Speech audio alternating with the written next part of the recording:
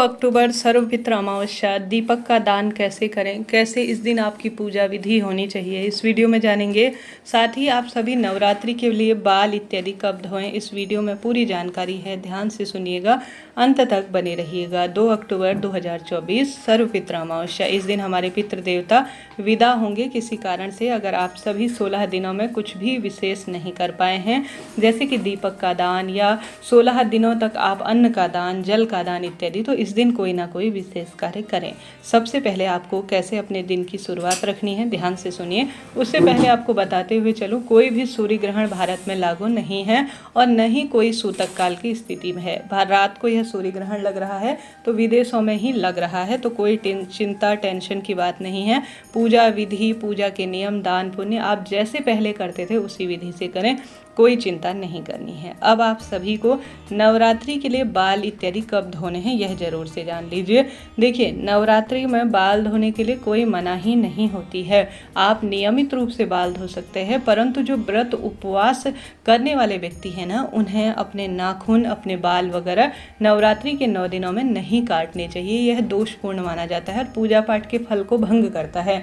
नवरात्रि के 9 दिनों में अगर जो व्रती है वह अपने बालों को धो सकता है सादे पानी से, परंतु वह बालों में साबुन शैम्पू न लगाएं, क्योंकि इसके पीछे कारण है आजकल मिलावट का दौर है, भारी दिक्कत होती है। कई तरह की मिलावट आजकल आपने तिरुपति मंदिर में ही सुना होगा, कई तरह के जो है अपशिष्ट वस्तु कह लीजिए वह प्रयोग हुई थी प्रसाद में। तो साबुन शैम्पू तो सामान्य सी चीज़ है, इनमें तो कहीं ना कहीं यह प्रयोग होना ही है। तो आप इतनी मेहनत कर रहे हैं, इतना सुंदर उपवास कर रहे हैं, 9 दिनों तक मंत्र जाप करेंगे, तो आप सभी साबुन शैम्पू जो है, जैसे अमावस्या के दिन है ना सर्वपित्र अमावस्या, उस दिन आप साबुन शैम्पू लगा लीजिए और अपने लिए पूजा पाठ की तैयारी कर लीजिए। अन्य दिनों अमावस्या के नियम माने जा सकते हैं। फिर इसके बाद अगर आप व्रत उपवास करते हैं तो बाल साबुन लगाकर नहीं धो सकते हैं, तो आप अमावस्या के दिन जो व्रती है वह साबुन शैम्पू लगाकर अपने बाल अच्छी तरह धो लीजिएगा। 9 दिन तक अगर आप साबुन शैम्पू इस्तेमाल ना करें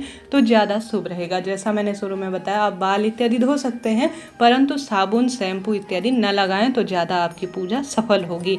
नाखून भी आप सभी जो है अमावस्या से 1 दिन पहले ही काट कर रखिएगा। बाल इत्यादि भी 9 दिन नहीं काटे जाते, इस बात का आप ध्यान रखिए। अब आप सभी को बताते हुए चलो, 2 तारीख को तो अमावस्या है और 3 तारीख को आप सभी जो है माता रानी के कलश स्थापन का जो नियम है पूजा पाठ का वह करेंगे, ठीक है। अब शुभ मुहूर्त इत्यादि का वीडियो मैं दोबारा से आपको दे दूंगी, वह आपके लिए उपयोगी रहेगा। अभी से इतनी सारी चीज़ें कहना ठीक नहीं है, ठीक है, फिर बहुत ज़्यादा चीज़ें हो जाती हैं। अब हम जानते हैं जो सर्वपित्र अमावस्या है उस दिन आपको अपनी दिनचर्या पूजा विधि कैसे करनी है। सबसे पहले जो आप उठेंगे वह ब्रह्म मुहूर्त में उठें और गंगा जल मिश्रित जल से स्नान करेंगे। उसके बाद आप सभी को कोशिश करनी है, जो जल का लोटा है उसमें आप काले तिल डालें। सूर्य भगवान को जो जल चढ़ाएंगे उसमें आप काले तिल डालें और सूर्य भगवान को अपने पितरों का स्मरण करते हुए, किसी पवित्र नदी में कर रहे हैं तो वहाँ अपने हाथ की अंजनी से जल आप देंगे ही। पवित्र नदी में स्नान न कर पाने की स्थिति में घर से ही जो नल इत्यादि आता है वह जल का लोटा लीजिए और उसमें काले तिल मिलाइए और सूर्य भगवान प्रत्यक्ष देवता है, उन्हें जल चढ़ाएं, तो अपने पितरों का स्मरण करें और कहें कि सूर्य नारायण भगवान हमारे पितृ देवता इससे तृप्त हो जाएं। तो यह कार्य आपको करना है। इसके बाद आप सभी को विशेष तौर पर घर पर विराजमान जो शिवलिंग है, जो महादेव का मंदिर है या शिवलिंग विराजमान है, वहाँ पर भी आपको शिवलिंग पर कच्चा दूध, गंगा जल, सफ़ेद फूल और थोड़ा सा काले तिल और जौ, यह सभी चीज़ें जल के लोटे में डालें। ओम श्री पितृदेवाय नमो नमः या श्री शिवाय नमस्तुभ्यम महामंत्र का जाप करते हुए आप सभी को मेरे पितरों का तारण हो, अधोगति में है तो वह मुक्त हो और वह तृप्त हो, ऐसी प्रार्थना करते हुए शिवलिंग पर गंगा जल चढ़ाने से पितृ तो होते हैं। जौ, काले तिल चढ़ाने से आपने देखा होगा पितरों की पूजा में काले तिल और जौ का प्रयोग जरूर से होता है। सफ़ेद फूल और गंगा जल इत्यादि अपने आप में परम सुख प्रदान करते हैं। तो यह कार्य आपको अपने घर के मंदिर में करना है। फिर आप सभी को पीपल पूजा करनी है। पीपल वृक्ष की जड़ में आप सभी को एक जो है दीपक, लंबी बत्ती का, जिसमें आपको घी या तिल का तेल प्रयोग करना है, लंबी बत्ती का दक्षिण दिशा की ओर मुख करते हुए पितृ देवताओं का ध्यान करते हुए प्रज्वलित कर देना है। साथ ही आप सभी को कच्चा दूध और थोड़ा सा जो है गंगा जल मिश्रित जल और काले तिल पितृ देवताओं का ध्यान करते हुए दक्षिण दिशा की ओर मुख करते हुए पीपल वृक्ष की जड़ में भी अपने पितरों का स्मरण करते हुए जो है दीपक लगाने के साथ साथ जल समर्पित करना है। बुधवार को यह हो रहा है शायद मेरे हिसाब से जो दिन है, तो आप सभी उस दिन पीपल वृक्ष को इस तरह से सींचेंगे। इससे पितृ देवता तृप्त होते हैं, क्योंकि पीपल वृक्ष में सभी देवी देवताओं का वासा माना जाता है, आप जानते होंगे। इसके बाद आप घर के मंदिर में पूजा कर लिए और पीपल देवता की पूजा कर लिए, सूर्य भगवान को जल चढ़ा दिए। अब आप सभी कैसे भोजन बनाएंगे और क्या क्या बनाएंगे ध्यान से सुनिए।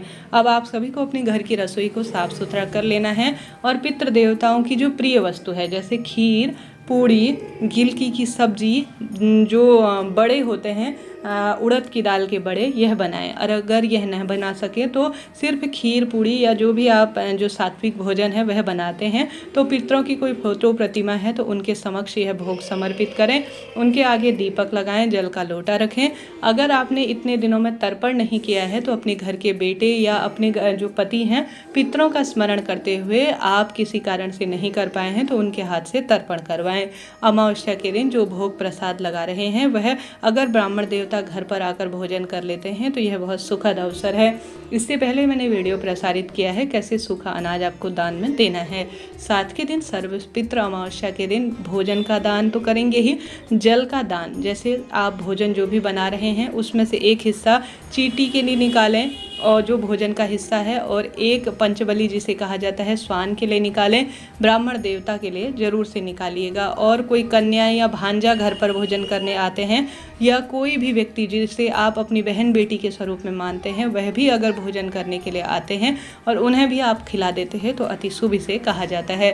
साथ के साथ अग्यारी के माध्यम से थोड़ा सा कंडा सुलगाकर उसमें पितरों के नाम से भोजन समर्पित करते हैं, तो इससे भी पितृ तृप्त होते हैं। ब्राह्मण देवता को बुलाकर तर्पण करते हैं 11 बजे से 2-2:30 बजे तक लेकर, तो यह अत्यधिक शुभ माना जाता है।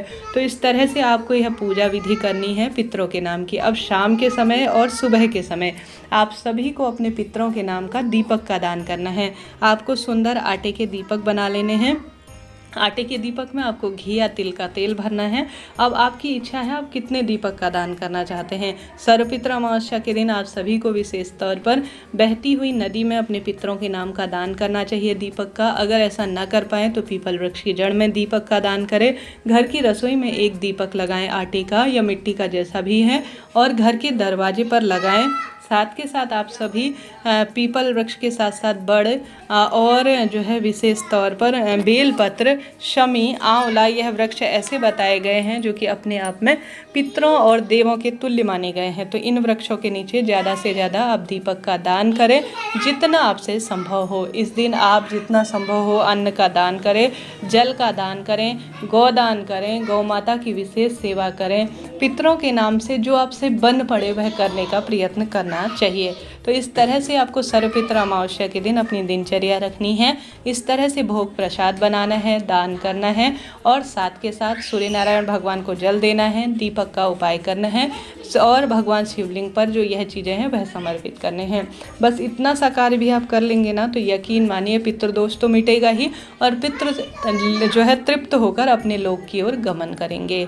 जय माता दी दोस्तों। वीडियो उचित उपयोगी रहती हैं तो लाइक करें, शेयर करें, सब्सक्राइब करें। जैसा मैंने शुरू में आपको बताया, बाल, नाखून इत्यादि आप सभी जो है नवरात्रि की तैयारियां कर रहे हैं तो अमावस्या के दिन धोने में कोई दोष नहीं है। माता रानी सभी देवी देवता जानते हैं आप भगवान जी के निमित्त यह कार्य कर रहे हैं, तो इसका कोई दोष नहीं लगेगा।